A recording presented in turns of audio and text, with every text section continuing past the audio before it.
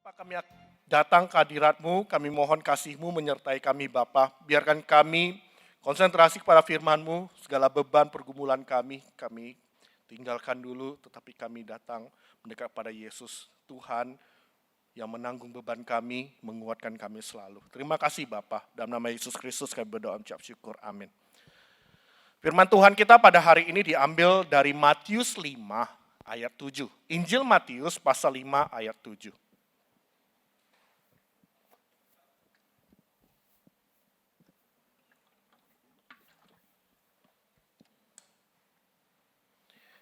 Injil Matius pasal 5 ayat yang ke-7. Saya akan bacakan bagi kita semua. Berbahagialah orang yang murah hatinya, karena mereka akan beroleh kemurahan. Saya ulangi lagi, berbahagialah orang yang murah hatinya, karena mereka akan beroleh kemurahan. Bapak dan Ibu, apakah mengenal tokoh ini? Ya, ada terdengar suaranya. Iya, saya rasa udah tertebak ya. Ya, tokoh ini bernama Mahatma Gandhi. Seorang tokoh yang terkenal. Yang mengajarkan tentang nilai-nilai moral kehidupan. Kehidupan yang baik, bagaimana kehidupan yang bermanfaat bagi manusia. Dan banyak pemimpin dunia yang mengikuti filosofi daripada Mahatma Gandhi. Tapi tahukah Bapak dan Ibu, pada saat Mahatma Gandhi masih kecil, Mahatma Gandhi pernah pergi ke gereja. Lebih tepatnya, dia hampir masuk ke gereja. Pada masa itu, India sedang dijajah oleh Inggris. Dan yang bisa memasuki gereja pada masa itu adalah orang-orang India yang kaya, bangsawan India, atau orang-orang kalangan Eropa, seperti orang-orang Inggris dan Prancis. Jadi ketika Mahatma Gandhi yang masih kecil itu pengen masuk ke gereja, dia dilarang masuk. Karena pakaian dia lusuh, ya berasal dari kalangan orang miskin. Dan dia mau ke gereja tapi dihalangi. Hal itu membuat dia marah kepada orang Kristen. Dia tidak menyukai orang Kristen. Mahatma Gandhi pernah berkata, yang pernah saya baca, dia berkata begini. Dia tidak menyukai orang Kristen, tetapi dia menyukai perkataan Tuhan Yesus. Ya. Terutama perkataan dan pengajaran Tuhan Yesus di khotbah di bukit. Khotbah di bukit benar-benar suatu pengajaran moral yang sangat bernilai dan harus diikuti dan diakui oleh seluruh orang di dunia. Demikianlah kesaksian dari Mahatma Gandhi yang melihat Yesus sebagai guru moral, sebagai manusia yang luar biasa. Bapak dan Ibu dikasihi Tuhan, betapa banyak agama-agama di dunia. Di dalam slide setidaknya ada beberapa agama-agama yang besar yang ada di dunia. Dan pandangan dunia mengatakan bahwa semua agama di dunia ini sama-sama mengajarkan hal yang baik, sama-sama mengajarkan semua orang menjadi baik, dan semua mengajarkan bagaimana jalan menuju ke sorga. Termasuk juga dalam Alkitab, termasuk juga khotbah Yesus di bukit. Berbahagialah orang yang suci hatinya, berbahagialah orang yang membawa damai, berbahagialah orang yang murah hati, karena mereka akan memiliki bumi. Beberapa penafsir memang melihat khotbah di bukit ini mengajarkan nilai-nilai moral manusia untuk hidup di dunia. Kalau kamu berbuat baik, kamu akan mendapatkan juga hal-hal baik. Nah, Bapak dan Ibu, agama Kristen ini unik. Unik, karena kita berbeda dengan agama-agama lain. Khotbah di bukit bukan saja berisi tentang nilai moral kehidupan, tetapi jauh lebih dalam daripada itu. Firman yang kita baca, Matius 5 ayat 7, berbahagialah orang yang murah hatinya, karena mereka akan beroleh kemurahan. Seakan-akan ayat ini berkata bahwa, jika kamu melakukan kemurahan hati, maka kamu akan beroleh kemurahan. Buatlah dulu kebaikan, maka kebaikan itu akan datang kepadamu. Bukankah ini yang dilakukan oleh seluruh agama di dunia? Kumpulkanlah banyak-banyak perbuatan baik, nanti kamu akan mendapatkan karma yang baik. Buatlah perbuatan baik yang banyak kepada semua orang, maka orang itu akan juga memberikan perbuatan baik kepada kamu. Kalau kamu membuat perbuatan baik, maka kamu akan mendapatkan keberuntungan dan segala keuntungan akan datang kepada kamu. Ataupun kalau tidak ada orang yang berbuat baik kepada kamu, tidak ada pahala yang datang, tidak ada karma yang datang kepadamu, kamu akan mendapatkan pahala di sorga yang besar yang akan membawa kamu langsung masuk ke dalam sorga. Tetapi kekristenan bukanlah itu. Itu bukanlah nilai di dalam kekristenan. Apakah nilai dalam kekristenan? Yaitu bukan kita yang duluan memberikan kasih atau perbuatan baik. Tetapi Tuhan yang lebih dahulu datang memberikan perbuatan baik. Memberikan hal baik kepada kita. Dari mana kita mengetahui hal ini? Nah, itu pun anugerah lagi di mana Tuhan yang datang memberikan kita pengertian supaya kita mengerti Dia bahwa Tuhan itu baik kepada kita. Dan inilah inti daripada Matius 5 ayat 7 yang kita baca. Oleh karena kita telah diberikan kemurahan yang baik, makanya kita berbahagia dan kita melakukan perbuatan baik.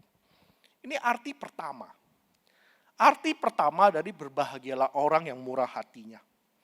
Yaitu bahwa Tuhan yang lebih dahulu baik kepada kita, makanya kita harus berbuat baik. Seperti juga perkataan daripada Rasul Yohanes, we love because we love first. Yang kedua, kenapa kita harus murah hati? Kita harus murah hati karena kita harus menunjukkan kita adalah gambar dan serupa yang Allah yang baik hati. Karena kita adalah cerminan daripada Allah, Allah yang baik hati, maka cerminan kita adalah kita juga merupakan orang-orang yang harus baik hati. Itu adalah yang kedua, imago Dei, seturut gambar dan serupa Allah sesuai dengan Tuhan merancang kita pada saat kita diciptakan. Lalu yang ketiga, kenapa kita harus berbuat baik, memberikan kasih dan sebagainya adalah karena kita beriman kepada Tuhan. Yakobus berkata bahwa iman tanpa perbuatan hakikatnya adalah mati. Maka jika kita mengaku bahwa kita beriman kepada Tuhan Yesus, kita mengakui Tuhan Yesus yang baik, kita mengakui Tuhan yang baik, kita tunjukkan iman kita itu dengan perbuatan. Dan perbuatan itu adalah kita menunjukkan belas, kita menunjukkan kasih dan murah hati itu di dalam kehidupan kita. Tiga hal itulah inti kenapa kita harus melakukan perbuatan kasih dan murah hati di dalam Matius 5 ayat 7. Pertanyaan berikutnya, Bapak dan Ibu. Bagaimana caranya kita menunjukkan murah hati itu? Bagaimana caranya kita menunjukkan murah hati itu? Inilah pertanyaan selanjutnya. Untuk itu kita harus cari tahu dulu apa arti dari murah hati. Murah hati dalam Alkitab dicatat dalam bahasa Yunani yang diambil dari kata elemones. Yang memiliki arti merciful atau perbuatan yang penuh dengan belas kasihan. Artinya kita memberikan perbuatan yang penuh dengan belas kasihan. Seperti apakah itu? Tuhan Yesus menceritakan dalam Matius. Ada sebuah kisah, Tuhan Yesus menceritakan, ada seorang raja yang memanggil seseorang yang berhutang padanya. Sebesar 10.000 talenta. Kita bilang aja lah angka sekarang 100 miliar. Raja ini memanggil, bayar hutangmu 100 miliar itu. Orang ini sangat ketakutan, tidak bisa membayar. Kalau kamu tidak dapat membayarku, ambil semua rumahmu, hartamu, dan keluargamu kujual. Orang ini ketakutan, dia menangis memohon, Raja tolong kasih saya kesempatan dan begini dan sebagainya. Raja memberikan dia belas kasihan dan berkata, baik, aku hapus hutangmu, pergilah kamu dan jangan berhutang lagi. Pergilah orang ini keluar dari istana raja. Dia telah diampuni. Tetapi ketika dia keluar dari istana, dia ketemu orang lain yang berhutang pada dia 100 dinar atau kita sebut aja 1 juta rupiah. Ketika dia ketemu, dia cekek orang ini, dia bilang bayar hutangmu. Orang ini berkata, saya nggak punya uang, tolong kasih saya waktu lagi. Tetapi dia tidak peduli, dia cekik dan dia masukkan ke dalam penjara.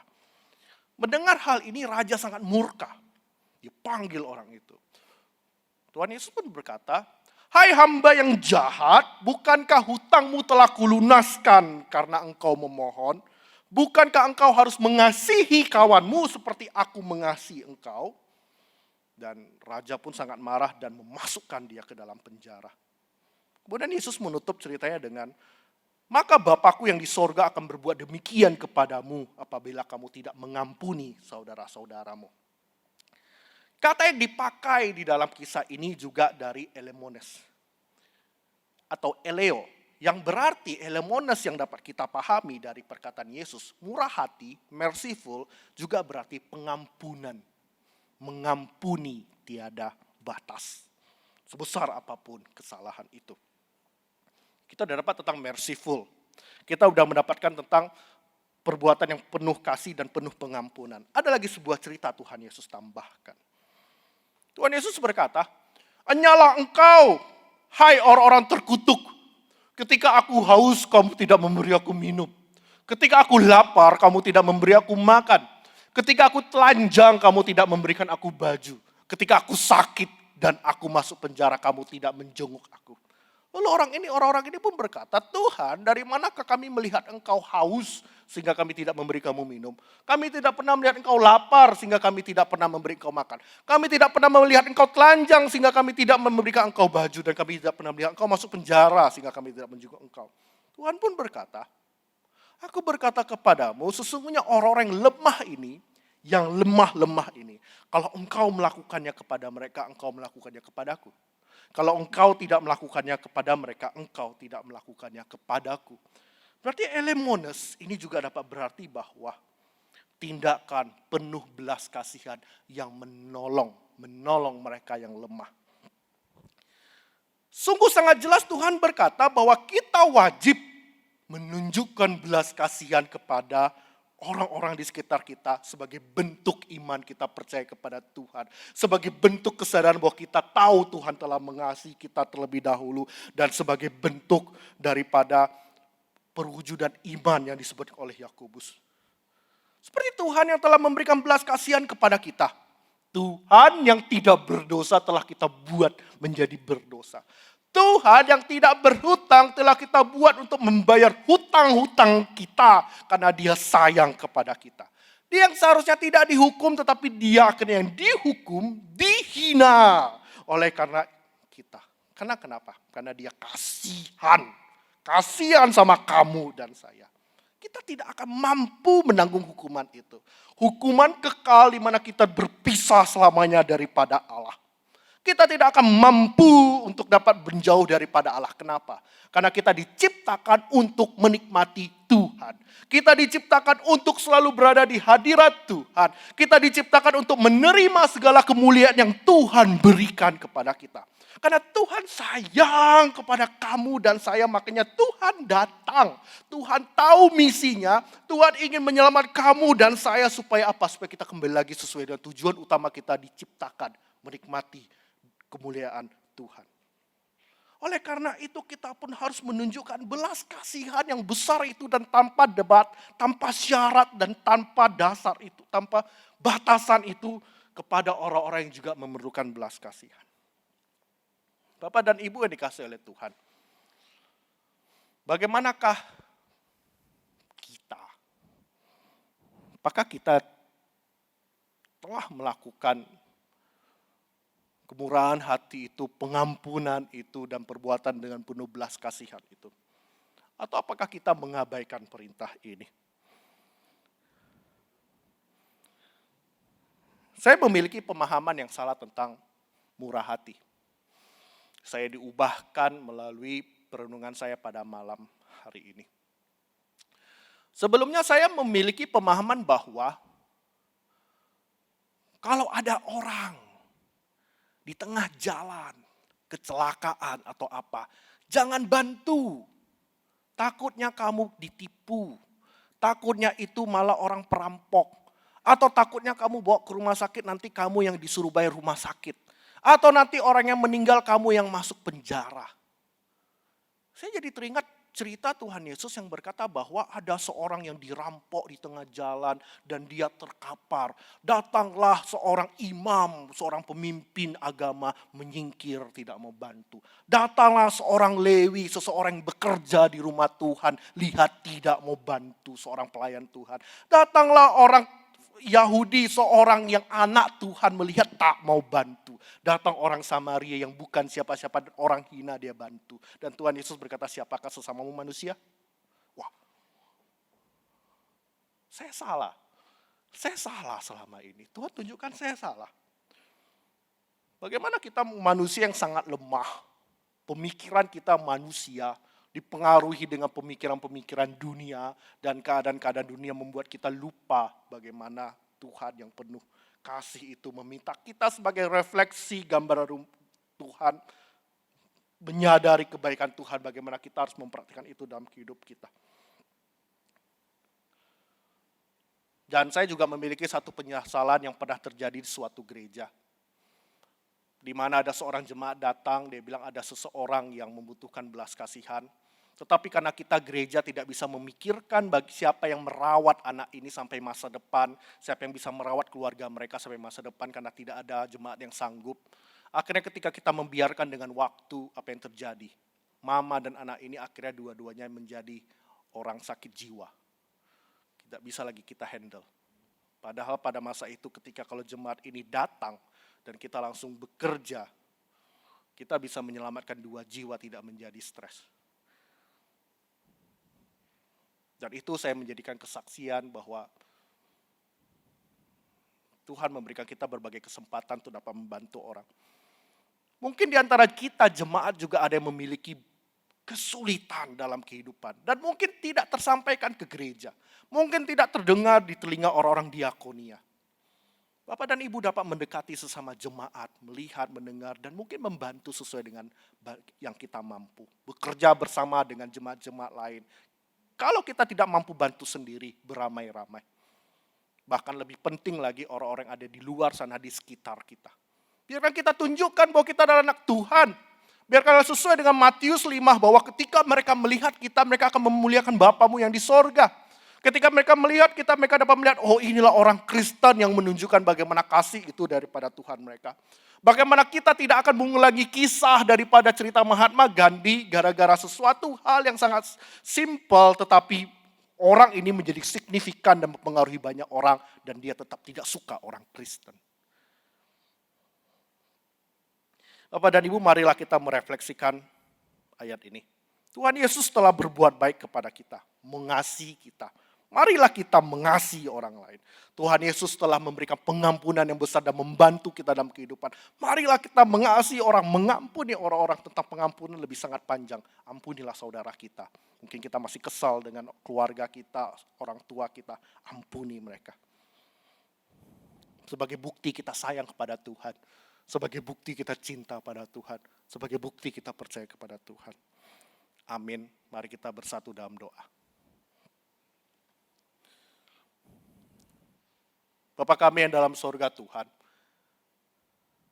terima kasih Tuhan, Kau sungguh baik. Tetapi kami hanya mau menerima kebaikan Tuhan dan kami sulit untuk membagikan kebaikan Tuhan. Ataupun kami kurang, kami lebih menjaga diri kami. Tuhan maafkan kami ya Bapa.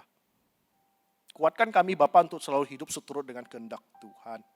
Kuatkan kami untuk selalu hidup menunjukkan kasih Tuhan dalam kehidupan kami. Biarkan kami peka Tuhan membantu dan kami kuat dan sanggup membantu. Kami percaya bahwa kemuliaan dan kasih Tuhan tidak pernah habis dalam hidup kami. Segala berkat daripada Tuhan tidak pernah habis dalam hidup kami dan semuanya cukup. Cukup. Kami membantu orang tetapi kami yakin Tuhan akan memberikan kami lebih berlimpah lagi Bapa. Untuk kami lebih dapat membantu banyak orang. Tuhan berkata semua cukup. Terima kasih Bapa, terima kasih atas berkat-Mu kepada kami selama ini. Terima kasih atas berkat-Mu kepada keluarga kami selama ini. Terima kasih Bapa. Terima kasih Tuhan. Ini doa kami. Hanya dalam nama anak-Mu Yesus Kristus kami berdoa dan mengucap syukur. Amin. Sebelum kita memasuki beberapa pokok doa kita, mari kita menaikkan pujian indah pada waktunya.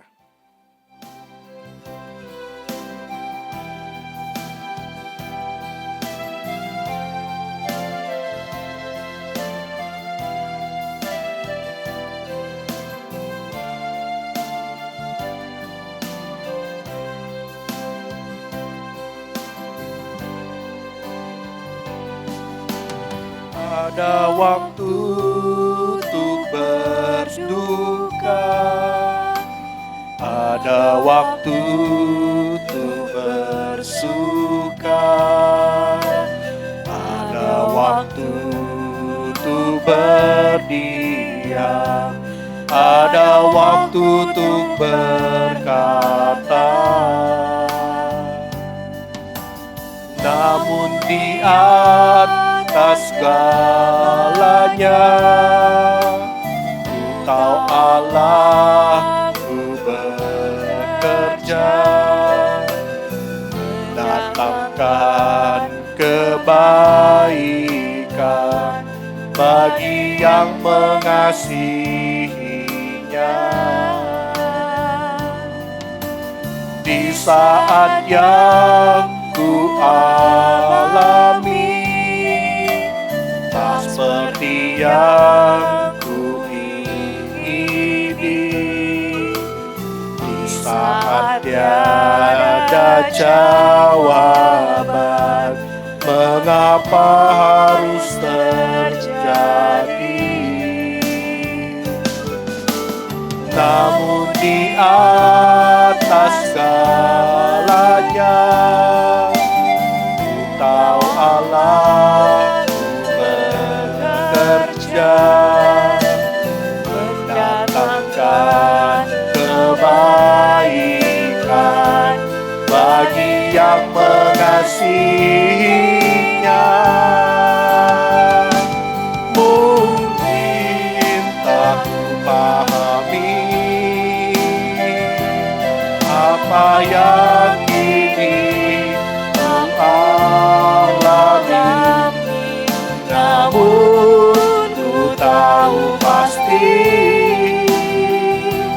kasih Allahku takkan berhenti, dan ku serahkan semua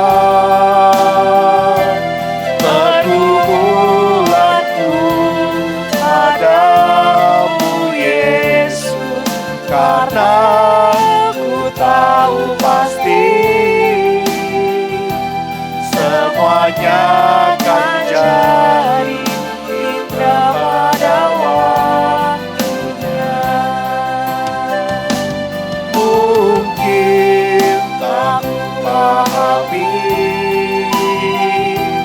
apa yang kini ku alami, namun ku tahu pasti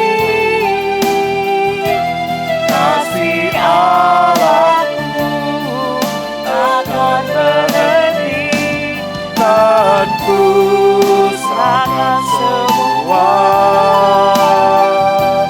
pergumulanku padamu Yesus, karena ku tahu pasti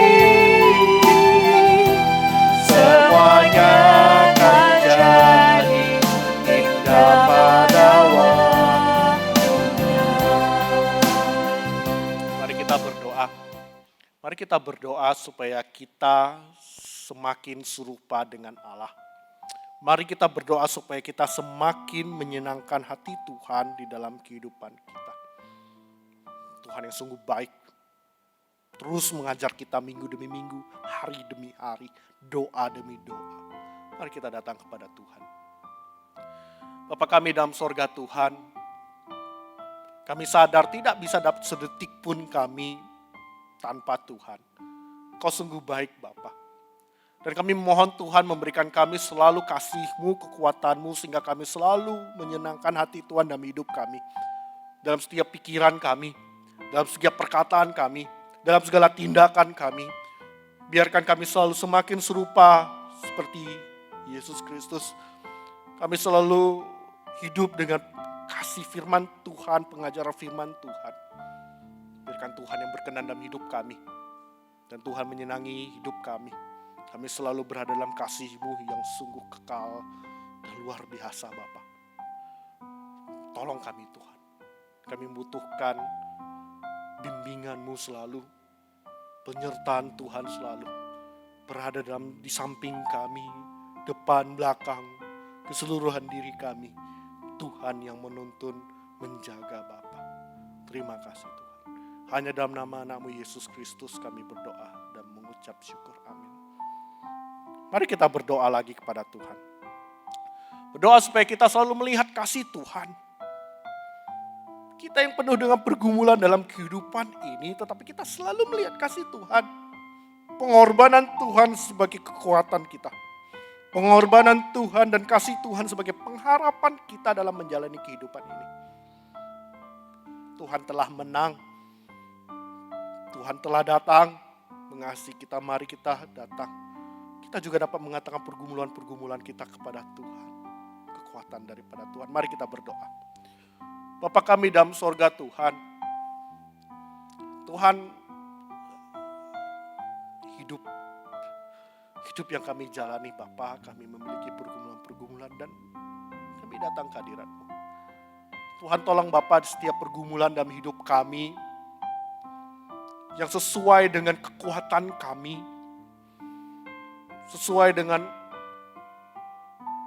rancangan Tuhan yang itu menguatkan hidup kami. Supaya kami mohon supaya Tuhan menguatkan kami supaya kami tidak kalah.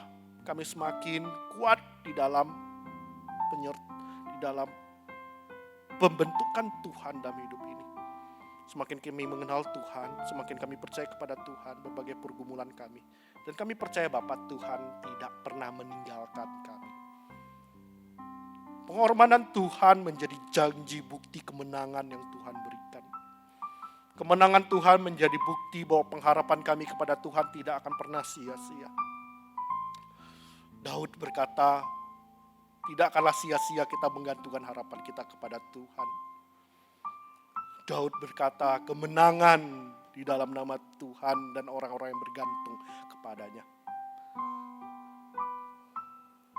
Jikalau di antara kami ada yang sedih, Bapa, berat, menangis akan pergumulan kami, penghiburan hanya dalam nama Tuhan. Firman-Mu yang menghibur kami. Ataupun Tuhan berkuasa penuh dengan berbagai hal dapat menghibur kami. Roh Kudus-Mu yang selalu menghibur kami. Tuhan, ataupun pergumulan kami yang belum selesai dan memberatkan hidup kami. Kau tahu Bapa, dan kami percaya Tuhan telah memberikan pelangi yang indah pada akhirnya. Tenangkan hati kami Bapa, lembutkan hati kami, supaya dalam menjalani ini semuanya, dengan suatu perasaan yakin, tenang, Tuhan yang ada bersama dengan kami. Terima kasih Bapa, terima kasih Tuhan. Dalam nama Yesus Kristus kami berdoa dan mengucap syukur. Amin. Terakhir, mari kita berdoa kepada Tuhan supaya Tuhan dapat memakai kita sebagai alat Tuhan. Alat Tuhan di dalam pelayanan. Alat Tuhan di dalam kesaksian. Alat Tuhan dalam melayani gereja Tuhan. Dan alat Tuhan dalam melayani sesama. Bukankah kita ingin hidup kita menjadi berkat? Bukankah kita ingin hidup kita supaya banyak jiwa-jiwa dimenangkan? Mari kita bersatu dalam doa. Bapa kami dalam sorga Tuhan. Kuatkan kami Bapa, komitmen kami untuk dapat selalu menjadi anak-anak Tuhan yang penuh mulia. Menjadi pekerja Kristus yang mulia. Ini komitmen kami Bapa. Kuatkan kami Bapa menjadi alat Tuhan dalam pelayanan. Kuatkan kami Bapa menjadi alat Tuhan dalam kesaksian Bapa. Tuhan itu baik. Menjadi kesaksian dalam gereja Tuhan melayani Bapa. Dia juga menjadi pelayanan kepada sesama. Sesuai dengan firman-Mu yang mengajarkan bahwa kami harus menunjukkan murah hati, belas kasihan, pengampunan, dan pertolongan tanpa batas.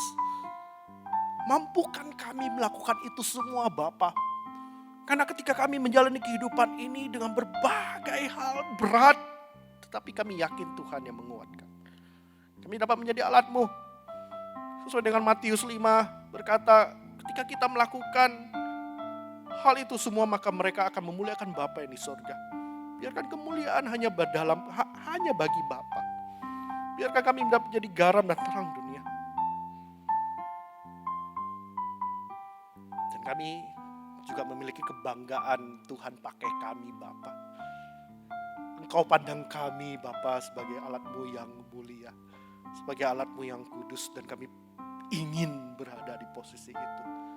Lembutkan hati kami Bapa setiap mendengar panggilan pelayanan, kesaksian, dan menjadi berkat bagi sesama.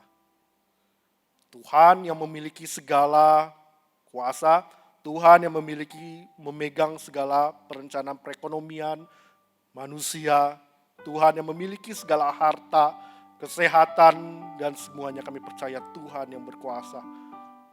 Dan kami bergantung kepada Tuhan yang berkuasa demikian dan tidak akan sia-sia Bapa. Terima kasih Tuhan, terima kasih Bapa. Ini doa kami. Hanya dalam nama Anak-Mu Yesus Kristus kami berdoa dan mengucap syukur. Amin. Mari kita doa untuk Tuhan menyertai kita dalam perjalanan pulang.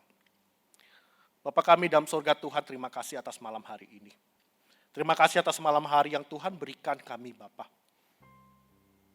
Lebih kuatkan kami perasaan, iman, harapan kami terhadap Tuhan. Melihat Tuhan yang sungguh mulia Bapa. Kami bentar lagi akan pulang. Sertai kami dalam perjalanan pulang kami. Sertai kami dalam istirahat malam kami. Sertai kami Bapa yang kami kepala keluarga. Meneruskan kasih Tuhan pertama-tama kepada anak-anak kami dan saudara kami. Kami yang juga anak-anak muda, Tuhan sertai kami menjadi kesaksian bagi sekitar kami. Sertai kami besok hari Bapa menjadi aktivitas. Sertai kami juga hari Minggu datang pada Tuhan untuk beribadah pada Tuhan. Terima kasih Bapa, terima kasih Tuhan. Dalam nama Anak-Mu Yesus Kristus kami berdoa dan mengucap syukur.